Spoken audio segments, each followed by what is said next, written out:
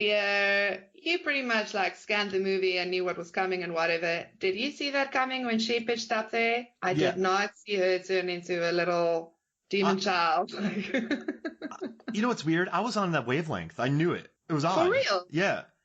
I Wow. really, I'm telling you, watching this movie 15 minutes in, I had a weird premonition about it. I don't know. And I just sort of, I was totally on board with it, but I knew that how that was going to end. I knew everything and anything, everything, all of the things, 100% of everything was just going to be, could be weird or nasty or Yeah. mean or dark and wicked. So yeah, when she turned, I just didn't see that smile going like that. That Ew. visual is what got me really, oof. She was really great. And I love also like I must say, kudos to like the accents in the film in general. Like it added something for me. I don't know, just the Texan accents, it just did something. And yeah, this little girl with a sweet southern accent. And then she turned, sorry, I can't do accents. That was my best attempt to like a southern accent. But, and then she turns. But it's still with that accent. Oh my Yeah. word. It never took me out of that. And the reason they cast So Michael good. Abbott Jr. is because they said that he was a big corn-fed Texas boy. And Okay. and then they also the producer, she also produced she also produced The Black Coat's Daughter. She was talking about Mara Ireland, and she just said she has an amazingly expressive face, and I agree. It's a very Mm, unique. And mm. it just sounds weird to say someone has a unique face, but I do think there are actors. I think there's actors up on screen for a reason where their faces just sort of register differently on screen. Does that make sense to you? Am I saying something Yeah. weird? I think there's a, No. yeah, I think the way your face gets filmed, it's odd to say, but there's just certain aspects I think that make people really interesting to look at, I guess. And I think Marlon has that. And for me, I live in Texas, not Texas, I live in Georgia. I grew up in Florida, so I had to go north to get south. But I also had some southern people around me. And I was watching this movie, The Mauritanian, and Benedict Cumberbatch, who I think is an excellent actor, had this accent, a South Carolina accent, and it's not as thick as other parts of the country, that accent, but he laid it on, and you're like, oh my gosh, this is bad. And then you hear Stop. some of these southern accents where people, oh dang, I'll spit on a corner. You know, you're what? Who are you? What are you doing? Yeah. These accents, they definitely rang much more true to me, and they never, my, I never like twitched listening to any of their conversations. I mean, they don't It talk was really much, good. but yeah, no, especially just hearing those accents and just in the country. I mean, once you get into the bigger cities, Dallas, San Antonio, you don't have that. But same in Florida. You get in the country of Florida, you have a country accent for some reason. So yeah, you get out in the middle of nowhere, Texas, they're gonna have those. And I don't know, I dug it. My ears never once just like tried to escape my head listening to That's these, cool. which that would be insane, Zanandi, if my ears just took off. Like, see you later, Mark. I'll be back. But yeah, no, Honestly. yeah, no, I dug it. That's what you get with these actors, and I think that's what he was able to control his environment with this farm. He got these really excellent actors, and that's what I love nowadays. And I remember in the '90s when we were kind of in the Scream world, and we were sure those actors are all 10,000 times better than me. But it's nice that we're in a time now where you get Toni Collette in horror movies. You're getting some Yeah. really talented actors. I mean, these actors they're both on stage together, and they had worked together on a film that was produced by Jeff Nichols, so they do a lot of stage work. So you got these. It was really interesting on this, where Michael Abbott Jr. He does a lot of plays, and so he was talking about how it was really difficult to do this because a lot of shots are close up on his face, and when you're doing plays, obviously, sorry if I'm being redundant, but you got to speak to the 50th row. Here, he's like, I have to speak to one person 10 feet in front of me on the screen, or 5 feet in front of me, or 2 feet in front of me. And so he had a lot of it was difficult for him to kind of get his headspace in that mode of acting.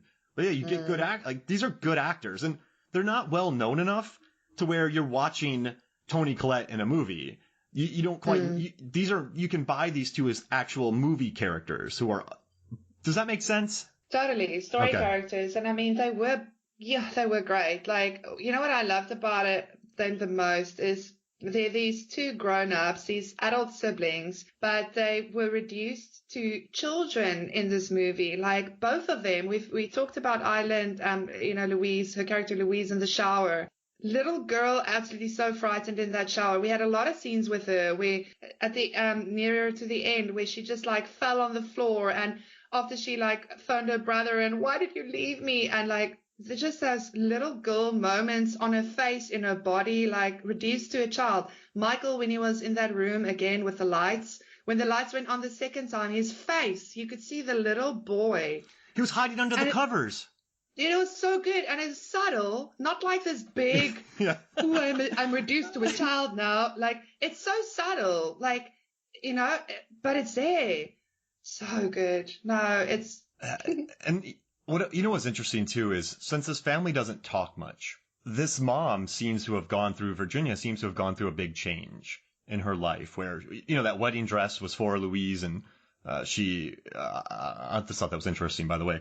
But when they knew her, she seemed like no one has these conversations. Also, it seemed like Michael only loved the mom, didn't love the dad. And maybe it was vice versa with the other two. Like she was closer with the dad. Louise was closer with the dad than it was the siblings swap parents, so like who they like the most. But they don't talk to each other. So when they meet again, they're those same people they were 5 years ago because they don't know how much they've changed throughout those process. And so when they come home, they just treat their mom like mom. This is a woman who has gone through months of hell, years of hell, I don't know. And so she's changed, and she's started singing hymns, and she has started embracing religion because of the presence of this demon. But if they just heard that from her right off the bat, they only know her from occasional conversations. So they're going to find that to be really weird because they're not there. I think it's interesting how you revert back to being a kid, or you revert back to, oh, mom, because you don't see each other that much, and you just have this relationship where you sort of revert back to old dynamics because you don't know who each other are now. Yes. And that's another thing that was played really well in this movie that sat with me too, where you don't see somebody from 10 years. You're still, when I was 20, I was a maniac. So when people see me now, they're like, hey, Maniac Mark. I'm like, well, I have 2 cats and a wife and a house. Like I'm pretty chill now, but you still equate that with them. So I really thought that was interesting how this mom has gone through this and changed, but they wouldn't have accepted that if she told them because they never communicate. It's interesting. Yeah, and I think it's the same with Michael as well. Like, I can hear that you're very upset with Michael for leaving her alone in the end. But you know what? He's got a family of his own now. Yeah. He's got responsibilities there as well. He's got people that he actually loves, where it doesn't seem like Louise does, except for her family, which isn't Michael's fault. It's interesting, kind of, she doesn't want things to change. She actually just wants the old ways back. She wants her mom and dad there. She wants a brother there. She wants to feel safe. She wants things just to go back to the way it was. Wasn't necessarily that great, but I think she feels so lost and so alone that, I think we do that. When we were younger and you went through a breakup and you're fine and whatever, you've decided to move on, but you get those days where you feel so lonely that you kind of wonder, should I go back? You revert to that, but it's just because you're feeling so shitty and lonely, Yeah. It's not that you should go back. You shouldn't, but that's such a normal thing. And I think, yeah, you're right. That definitely played into the movie with a lot of different aspects within the family, which just, makes it, again, very relatable. Here's a wild hypothetical. If Michael stays, the nurse lives, and then the nurse might be there potentially, because she'll leave. But if Michael stays, the nurse doesn't do that to herself because the nurse found that weakness at that moment when she is, you left me, I have nobody, and she's there. So the nurse might have not had that moment of weakness to die, to be taken over. So when the father passes, soon thereafter, they're both there together. What happens? I think something. It's a crazy hypothetical. Yeah, no, it is, but I love it. I do think if Louise didn't freak out that much over Michael going, the nurse would also still have been fine. Yeah. Louise started freaking out, and then the nurse started freaking out. That literally came together right there. But yeah, no, hypothetical, he stayed and she was there and they were with their dad together and the nurse like gave them a moment to like be there at the end with their dad. I think I think then you'd maybe be in a like It Follows territory where brother and sister is just gonna be like haunted with this thing. I guess. I don't know. What do you think? I don't know, but it's just a good question though. I like thinking about that because there's no, and you're right, and I guess I keep putting blame on Michael. I mean, at the end of the day, you just want to go home. I can't tell you the amount of shoots I've been on or with family and friends where I just want to get back to Megan. Like Yeah, when I was exactly. working, and this is totally different, but when I was working nights, I would just drive home to see her for, I don't know, however long it was so she could go to work, and then I'd sleep for a few hours, and then I'd drive back to the film set. And so but I risked a lot of sleep and everything, but I just want to go home and see it. And that's just my wife, not my wife and kids. So I guess you can't blame him, and then her response because of that. Neither, I guess, are at fault. He just did what I think he did what he had always done, where he just sort of was his family, and that's what he cared about. And it's it's good.